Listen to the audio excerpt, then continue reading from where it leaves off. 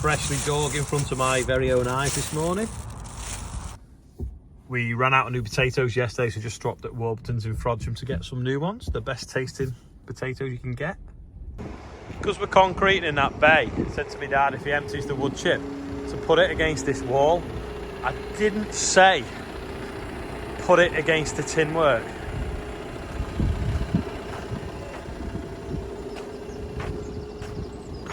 How much of that have you bent? I hope that's not creased. I mean, I don't think that was like that this morning. But imagine what it's going to be like behind that. First thing you see when you come in the yard, it's going to be bent. I'm on top of the combine getting a picture of the filler cap with my Costco card for scale, just so that you know that the truck that delivers the fuel will be able to fill straight into it, because we're going to have a truck coming here on Thursday, and then we're going to rendezvous with a truck at Lockerbie, A.W. Jenkinson's yard in Lockerbie, on Monday, and then we're going to fill up again at Adam Henson's as well on a Tuesday evening. Hopefully that'll take us right through then. Bill borrowed some weight, he just turned up now, and we borrowed the tractor. Gordon's on that.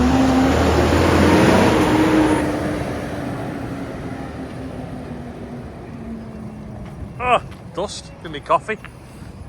Seems weird tipping wheat in the shed at this time of year.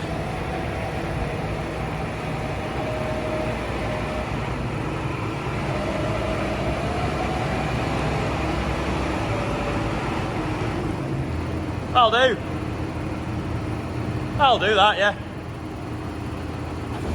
Yeah, we stored some of Bill's wheat, and when we loaded it out, it was more than what he brought, so we just kind of swapped.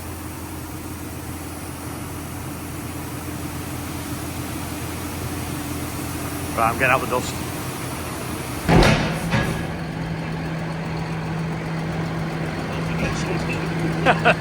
It's the block, innit? It's swinging. Oh, he's dropped a lot of soil in the shed.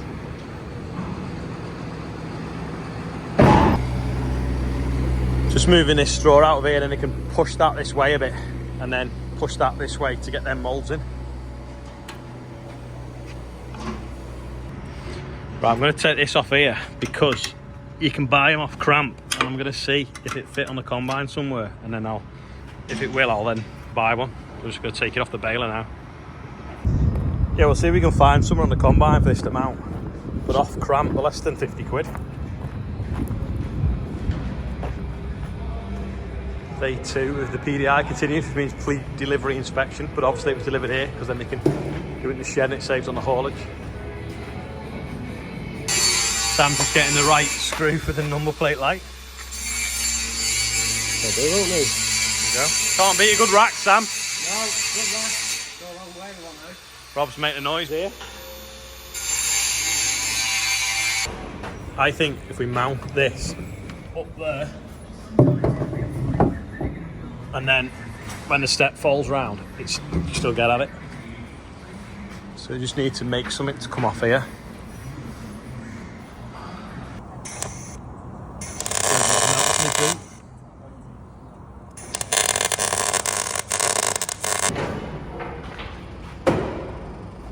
Sam's putting the spout on now. It's alright, ain't it, as long as it clears the trailers.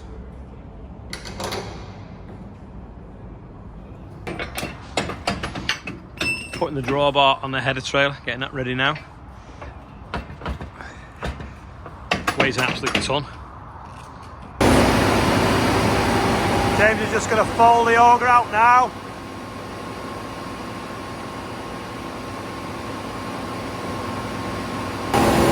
We're just checking the levels in the hubs. So we've got all the gear oils perfect. So he's just on the rear wheel now. He's going to do 2 idlers now.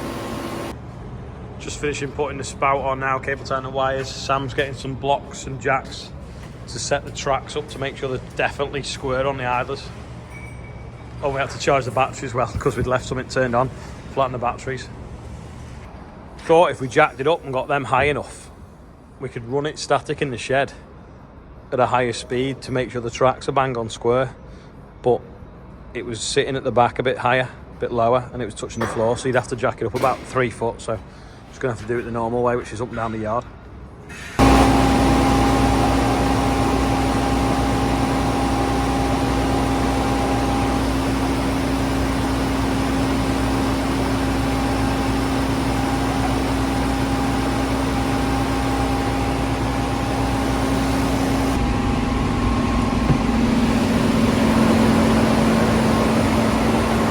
Calibrating this auger so that it clicks in when it comes all the way around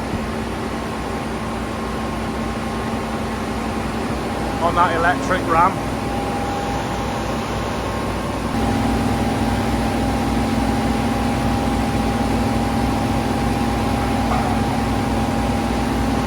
It's not quite clicking in enough.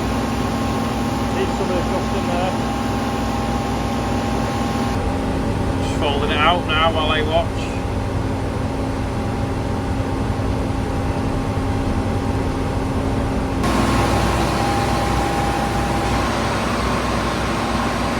Must go as soon as it starts to move, does it?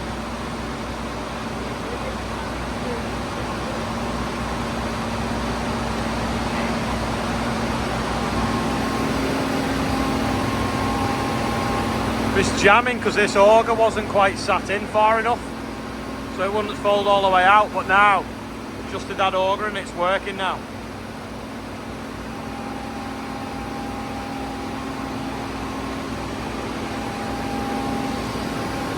Spin round now, click in hopefully. That's it, and then it should then go out.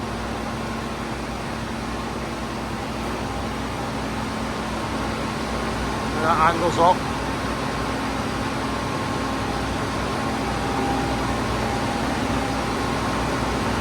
Long that, innit?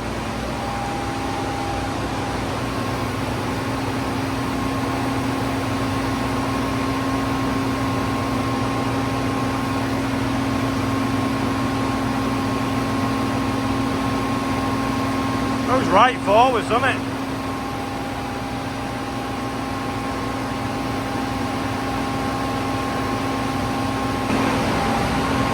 It's just calibrating it all now.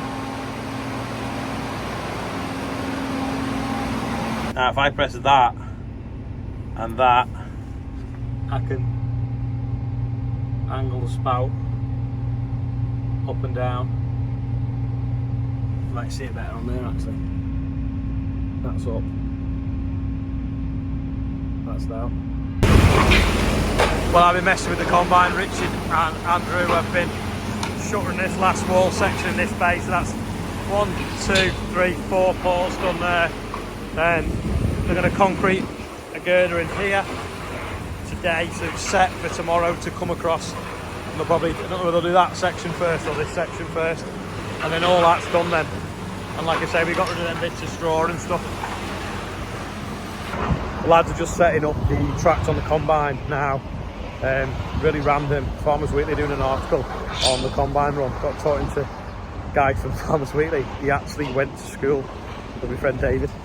Proper nuts. And he didn't know either. For 7 years ago, he took his life. And because he now lives in Basingstoke, 3-4 hours away, he'd never heard. Big race on here with the jacks.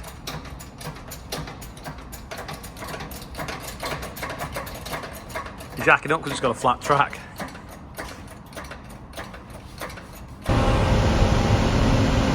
There's a track spinning.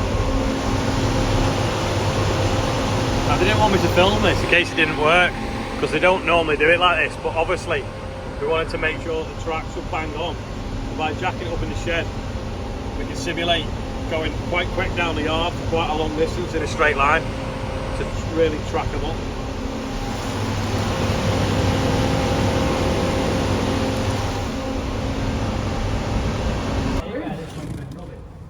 Can you? Stone cold, isn't it? Yeah, you're not going to get out. There's no track. There's no friction. Or is it with that dust on? Fail outside that bit. I think if you look on the inside, you see it's been moving. Which side? Inside. Yeah, that gap there is bigger this side than that side where it drives. So they can track it so it runs right down the middle, and then that'll keep all this cool. But it's obviously got the dust on now, which makes it not sticky.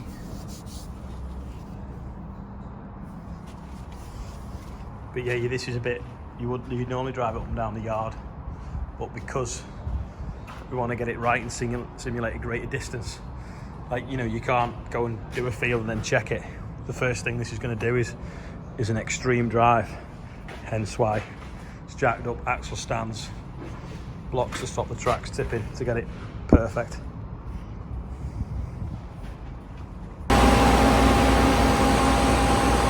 Just adjusting them screws now to track it.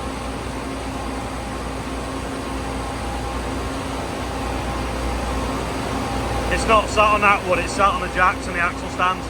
That's just stopping the track unit rocking.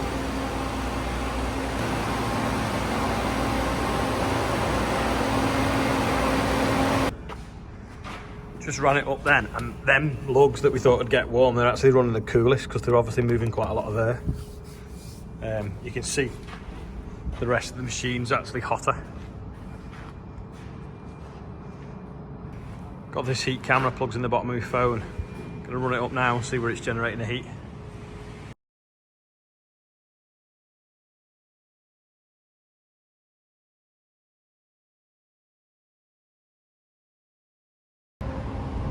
Quickly going to do the birthdays. Trevor from T&J, it's his birthday today. Happy birthday, Trevor.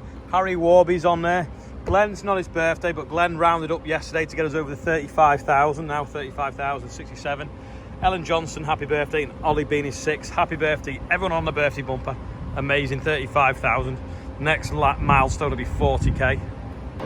And don't forget, if it is your birthday and you're not on there, happy birthday. After we've done the run, we could jack it up like that and put it in reverse for a few days and wind the miles back off it. They're still setting stuff up, checking stuff. I'm going to go and get something to eat, and I'm just editing this video as well that you've just watched. A few people yesterday in the comment, well, to be honest, yeah, Charlotte is pregnant. We are having another baby due in 1st of November. So thank you for all the people that guessed it correctly and congratulated me. Exciting times. So guess the gender. That's one of them, I suppose. We'll do a gender reveal. Got some flares. But yeah, a few people, and also in the comments yesterday, were saying about why don't we do it on a combine with wheels. The reason for that is it's too wide. You put wheels on that combine to take the weight, it ends up far too wide to fit down the road. That's why track units were invented for combines. Also, the track unit is suspended, whereas the tyres, all you've got is the cushion in the tyre, so you'd end up seasick on a distance that far and you hit all the potholes. The tracks goes over the top. They are so smooth on the road. So anyway, I'm ending the video now. Thanks for watching, and I'll see you all tomorrow.